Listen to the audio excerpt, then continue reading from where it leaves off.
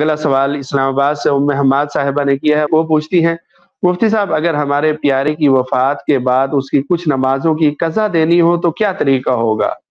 اگر اس کے فرض روزے تو پورے ہوں لیکن کچھ منت میں روزے ایک مہینے کے مانے تھے، شوال کے روزوں میں مختلف سالوں میں وہ منت کے روزے کی نیت سے روزے رکھ لے اور 15 روزے رہ گئے ہوں تو ان کا کیا کفارہ ہوگا؟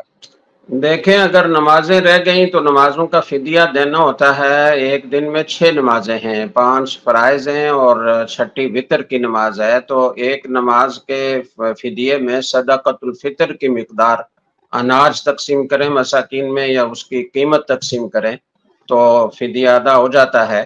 اور جہاں تک منت کے روزوں کی بات ہے تو اس بارے میں کوئی نص تو نہیں ہے۔ رمضان کے روزوں کے بارے میں تو نص ہے کہ اگر کسی کے رمضان کے روزے رہ گئے ہوں تو اس کا فدیہ دیا جا سکتا ہے۔ منت کے روزوں کے بارے میں کوئی نص تو نہیں ہے، لیکن قیاس کر کے ہم یہ کہہ سکتے ہیں کہ ان کا بھی فدیہ دیا جا سکتا ہے۔ اس کے بارے میں یہ جو انہوں نے کہا کہ وہ روزے رکھے ہیں کسی نے میت کی طرف سے، تو میت کی طرف سے روزہ رکھنے سے ان کا فرض ادا نہیں ہوا۔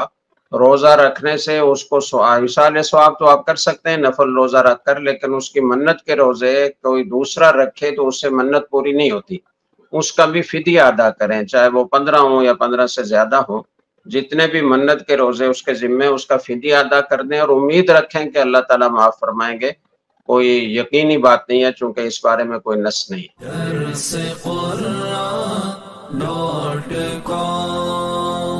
www.darsequran.com